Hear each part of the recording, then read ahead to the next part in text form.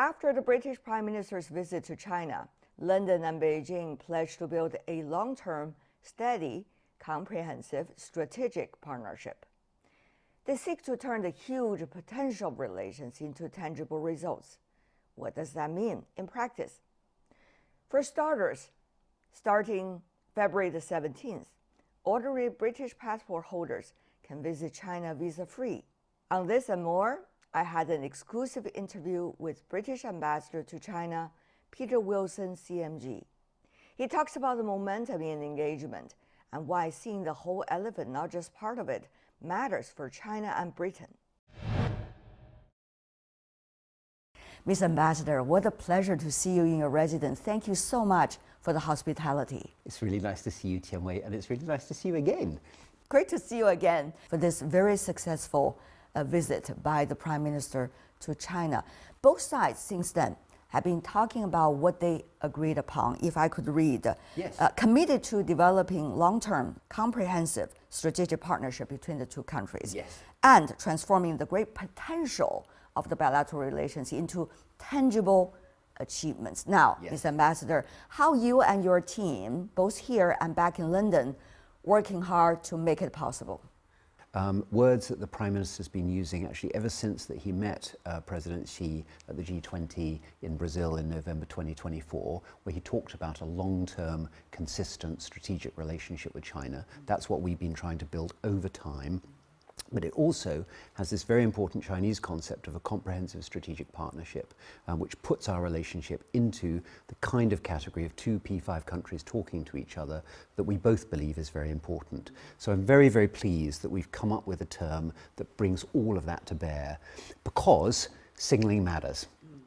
On the tangible outcomes, the signalling matters because it then allows us to move forward in a very practical way on security issues, and we have a series of agreements and channels that we've created through this visit, on trade issues and economic issues more broadly, where we've agreed that we're going to work harder to get UK exports up to China, that we're going to work towards a legally binding services agreement. That's a really big deal.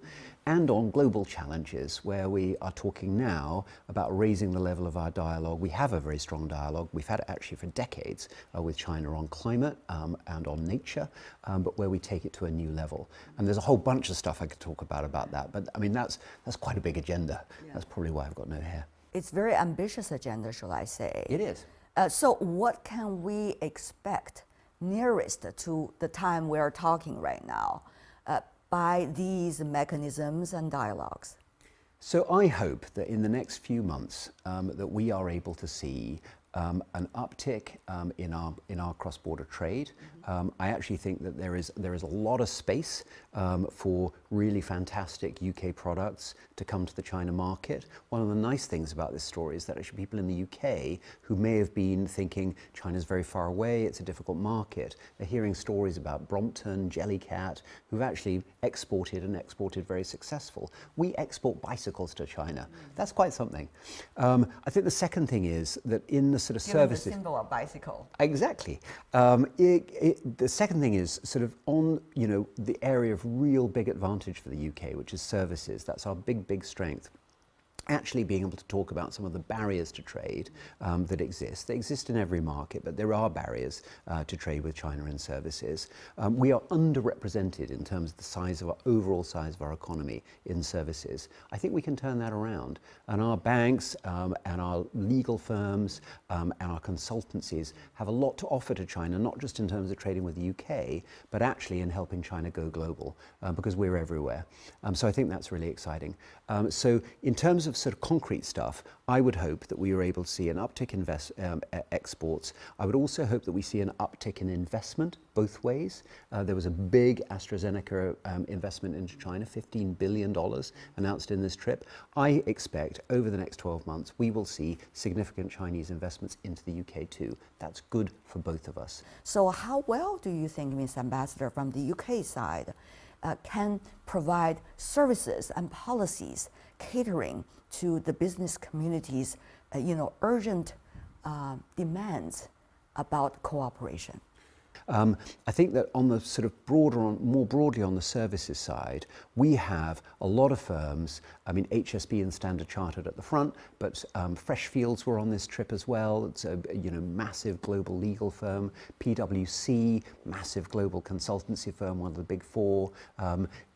Those firms are all saying we want to do more with China, and we have things that we've got. I mean, there are so many things that China's teaching us, but there are some things where we are really strong at this internationally, and I really think we can help each other on that. It's mutually That's beneficial. the signal. Absolutely. It is totally mutually beneficial. Mr. Ambassador, though, many are expecting what we are seeing today can be sustainable, but they also question whether they can be sustainable.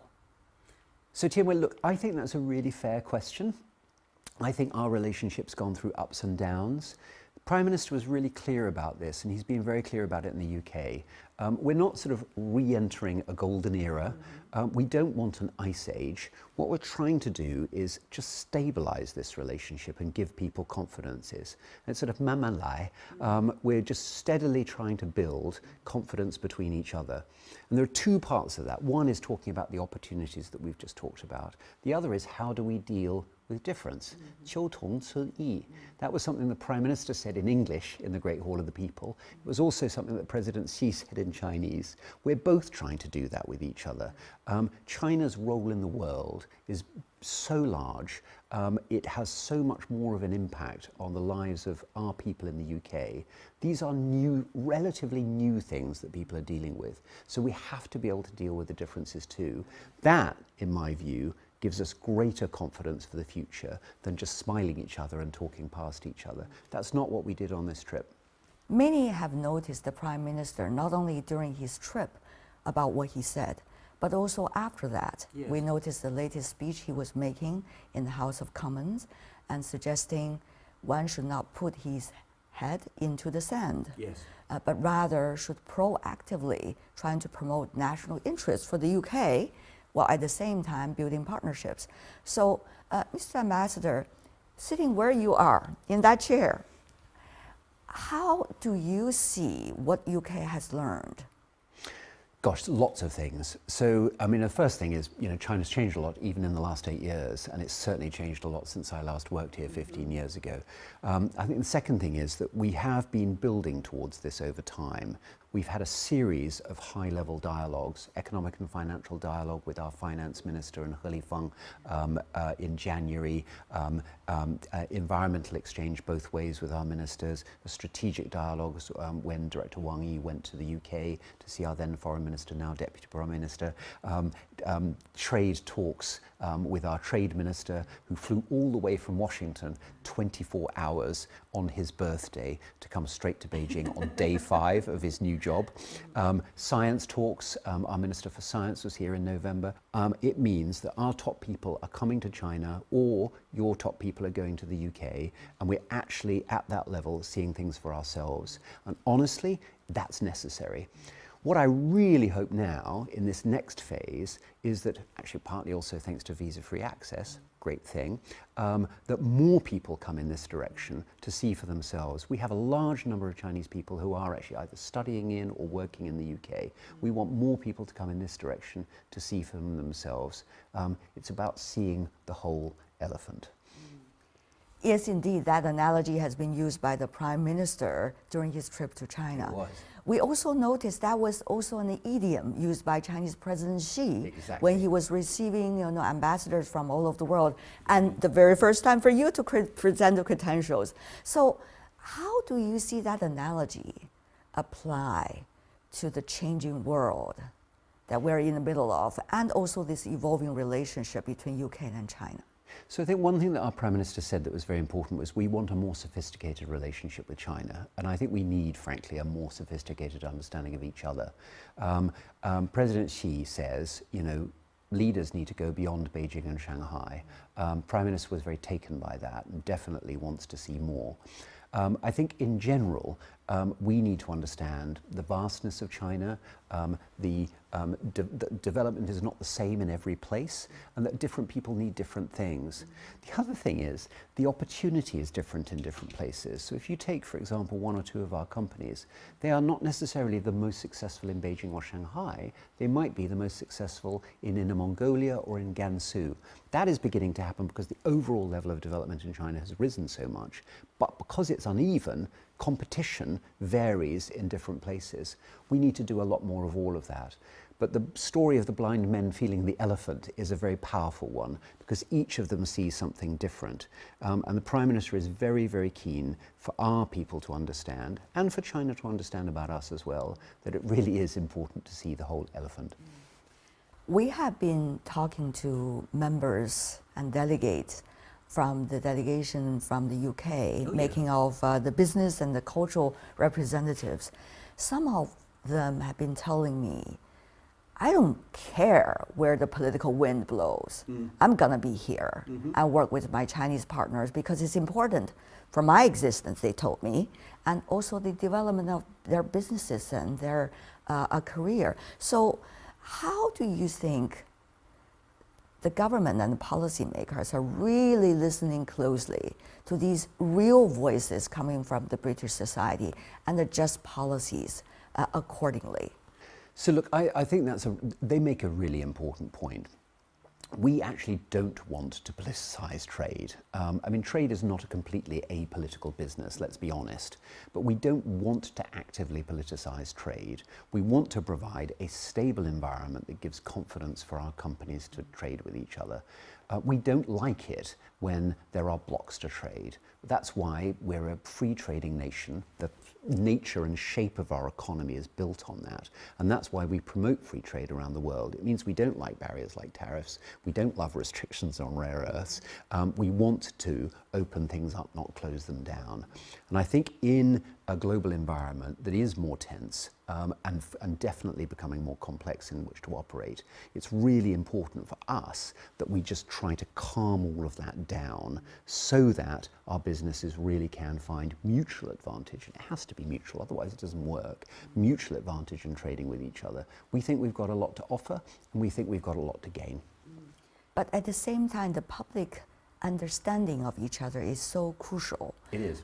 When policymakers are making your policies, it has to be based on consensus. So how is the government, including your embassy here, trying to promote that understanding, especially in the UK society, about what is going on inside China, about the significance of these bilateral relations? So my approach to this is not to tell people what to think, but just to give them the facts. And I think on the facts, there is so much going on here, so much that is new, so much that is driven by these very, very innovative companies who want to engage with our firms, that I like to tell those stories so that people can focus on what is possible for them. So what I want to do as an embassy is to help our people navigate what is a very different environment for them. That's really important.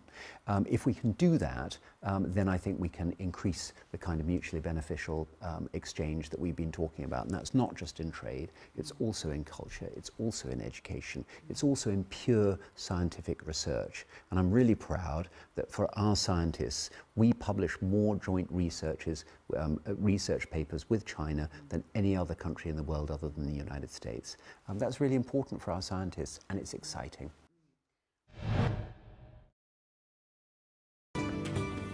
大家好，我是英国驻华大使魏磊。Hi everybody, I'm Peter Wilson. I'm the British Ambassador to China, and I just want to wish you all a very happy new year and a horse year full of prosperity. Thank you.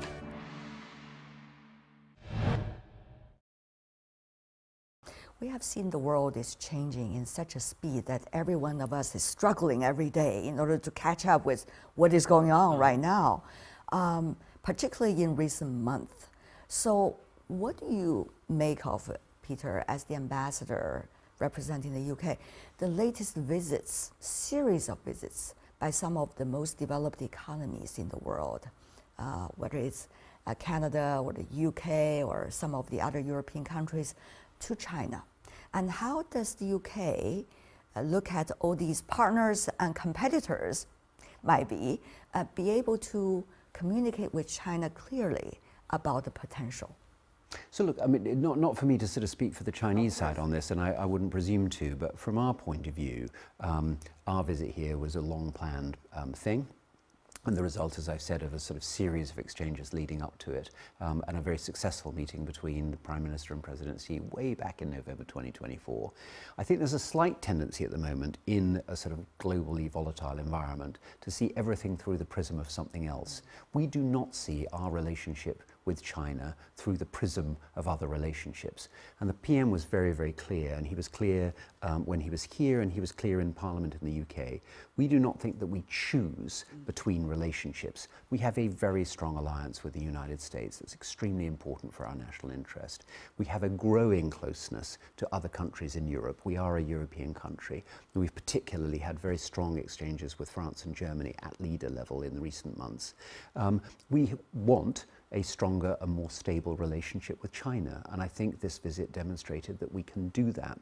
And we have important relationships elsewhere in the world. So all of that is not only possible, it's necessary, and it's good for the world. And I think actually, as both of our leaders said to each other, it's good for the world when the UK and China are working on global problems together. It's part of our nature. It's also highly necessary. What about cultural understanding? I mean, Mr. Ambassador, this is already your third time being posted as a diplomat. Back in the 1990s and 2000s, and this time as ambassador.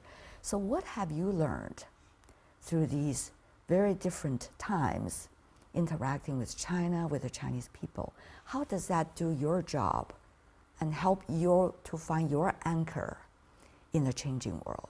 It's a great question, but just very briefly on the international system. And one thing that my Prime Minister was very keen to talk about was the centrality of the United Nations in the international system. And because we support the rules-based international order, I think both leaders agreed that the UN as the centre of the international system was something very important to support. But just coming back to the question, the hard question, I was giving myself time to think, the hard question that you asked me, I think for me, it is very nice, well, not just nice, but it's important for me to be able to have reference points that could go quite long into the past. So back in the 1980s. Way back in the 80s. Yeah. So my first trip to Beijing was in 1981. I was 13, so you can now work out how old I am. But I came in 1981 with my younger brother and with my mum and my dad. And it made an indelible impression on me. So I think what really struck me was not sort of, I mean, I went to the Temple of Heaven, went to the Forbidden City, went to the Summer Palace, all that kind of stuff, but it's actually riding on bicycles through the streets and talking to a couple of my dad's old Chinese friends way back from the 1960s. And just getting a feel for a country that was looking out to the world, just beginning to do that. It was a very exciting time, but it was so utterly different from today. And if you'd asked me then to imagine what China would be today, I would not have predicted quite how fast that would move. Cut to the 90s when I came here to study Mandarin at Beijing in northeast Beijing. There, I think what was really interesting was just sort of like having a chance to be with Chinese students who were kind enough to speak to me in Chinese rather than their actually rather good English, and just sort of like learn what it felt like to feel on a campus. And then how to interact as a young commercial officer with people, where it took time to build trust because you know, dealing internationally was unfamiliar. Cut to the 2007, everything was moving faster. If you didn't have something to say in meeting number one, you didn't get meeting number two. Now, cut to today, that speed is off the charts. So China's speed is a thing. People want to be practical, they want to search for solutions, they want to do stuff together. And that's what I want to do as well. It's 一起办事, just do stuff together. And people, people have a lot of choice, there are a lot of people coming, there's a lot of interaction with China in the outside world. We just need to be really practical about where we have mutual advantages and then follow that through. And I think we have an opportunity to do that because I think honestly there is such a big interest in the UK and China and a desire to increase our knowledge and such a strong Chinese exchange with the UK. We've just reached 1 million alumni from from British universities now back in China. That's quite something. It's a very strong base on which to build understanding. I see you so actively interacting with Chinese from so many different walks of life, on the streets, in the schools, of course in the ministries, and also with your Chinese colleagues, and the list goes on. What does this help you to understand what the Chinese want? Who are they? How are they different or similar with you? How do they see their kids going to the UK or the British kids come to learn Chinese and the Chinese culture? I'm sure you have already have a bank of these people, how they interact with you. Tell me more about that. The first thing that strikes me about coming back to today's China is just the sheer diversity and variety of people, of types of things that they're interested in, and the way we interact. I think the second thing is, and I think it's one of the reasons I like doing business here, is people are really practical. People cut to the chase. I quite like the bluntness. And people are polite.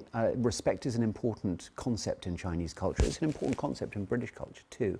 But behind that, I think, is just a sort of very practical desire to get things done. I love that. I think the third thing is, traveling around, you just get a really strong sense of, how different parts of China are. So China's not a concept, it's a country. And I think when you're looking from a long way away, China is a very big country. And I think it's dangerous to see China as a single thing. It is a single country, but it's a country that contains almost infinite variety. And I think sometimes we don't always see that. I actually happen to think the same about the UK, where people see things refracted through, particularly London. I'm a Scot, so I believe very, very strongly that, different parts of the UK, we're a much smaller country, but different parts of the UK are also not terribly well understood overseas.